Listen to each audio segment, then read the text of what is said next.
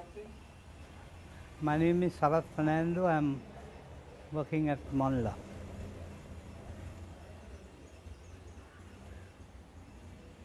So, Sarat, can you start with your childhood, where you were born, which village you were born in, and what environment you grew up in? I was born in Kagal. When my parents, my father was a Ayurvedic physician. He started practicing in Kagal because that was the time of the malaria epidemic, and that was 1942. That was the time of the war, and the bombing of Sri Lanka was on the 14th of April 1942. That was the day I was born. So it's not a big city, it's a semi-urban kind of area. I grew up in that environment. My parents, my father and mother were Christians, Roman Catholics, but my father joined the first Marxist organization in Sri Lanka, the Lanka Samasamaja Party. As a result, he was prohibited from coming to church. So he stopped going to church. He remained a Marxist until he died. He died in 1976.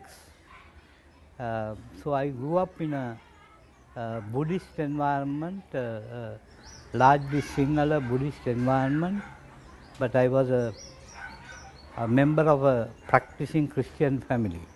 So there was that combination. What school did you go to? Was it a Catholic school? And I started my education in a very small school in Moratuwa,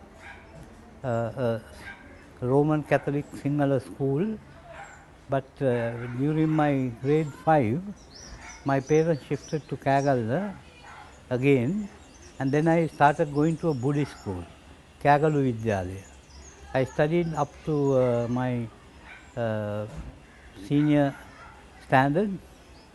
Now we call it GC ordinary level in that Buddhist school in a Buddhist environment. Then I shifted again to St. Anne's College in Kurunagala, which was a Catholic school run by Christian brothers. So I have had that combination of Buddhist and Christian education. After you finished your A-levels, what did you do? I entered University of Peradeniya to do civil engineering, and I studied civil engineering for the course of 4 years. I completed my course but didn't sit for the exams.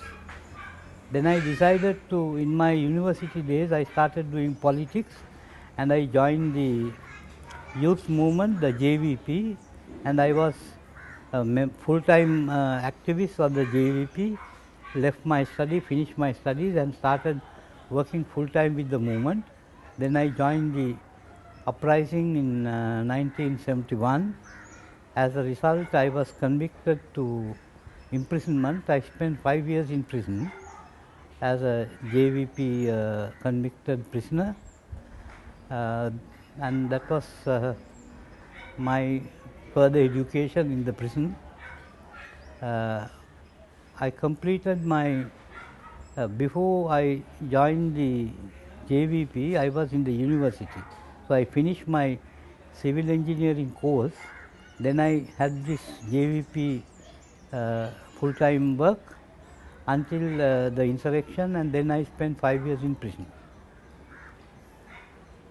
Can you talk a little about your experience and transformation that happened in prison? I didn't get you properly. Can you talk a little about your experience and transformation in prison? Yeah, it was a very real learning experience for me in prison, because we were with hundreds or sometimes thousands of insurgent prisoners. We had a lot of time to discuss among ourselves. Of course, it was a difficult life, but there was a lot of opportunity for us to study, read books and discuss among ourselves. We were trying to find out what went wrong with the insurrection, what was wrong, and it was a very real learning process for us to understand some of the mistakes and errors in the way we approach social revolution. So it was a very valuable time of discussion and learning and reading. After the 5 years and you were released from jail, what was your next?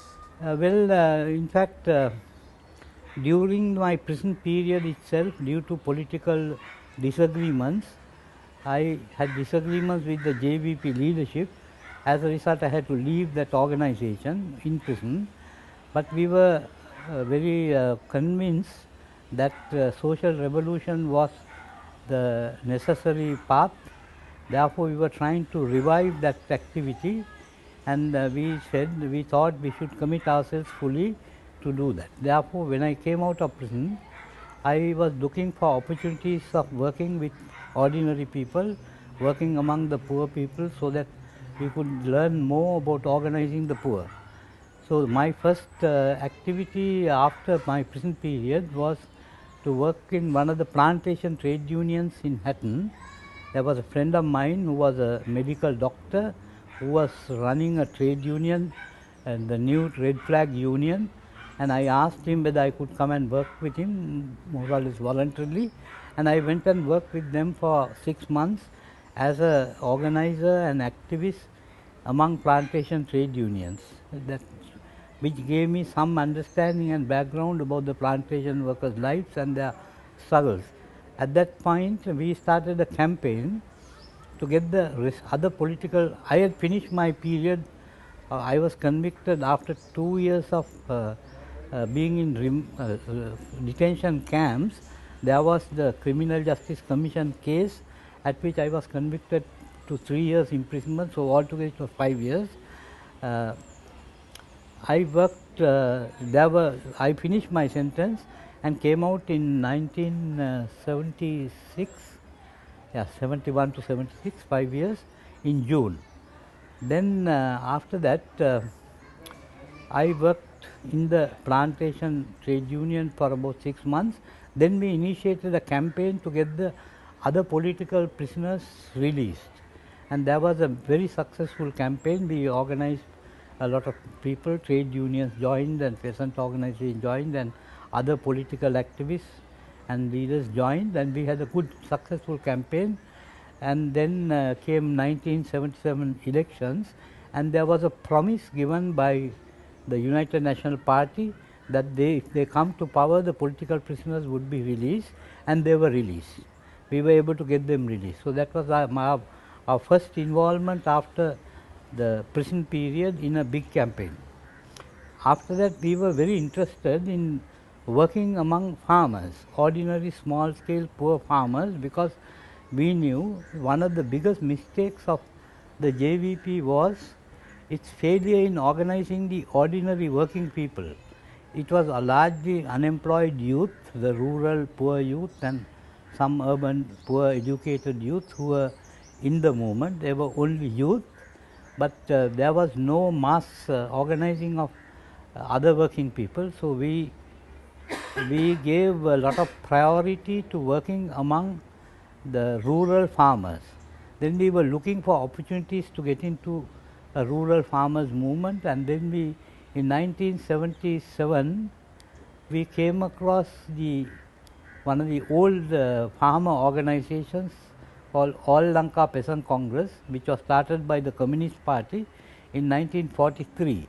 It had worked a lot, and then it had got weakened. Almost it has got disappeared, or it was not functional.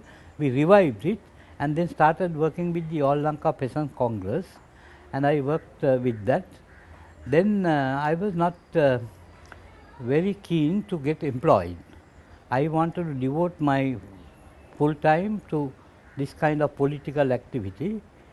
But then later on I thought maybe for some steady work I should find some place where some foundation from which I could work, and then I joined the Social and Economic Development Center, SEDEC, the Catholic Organization for Social Action.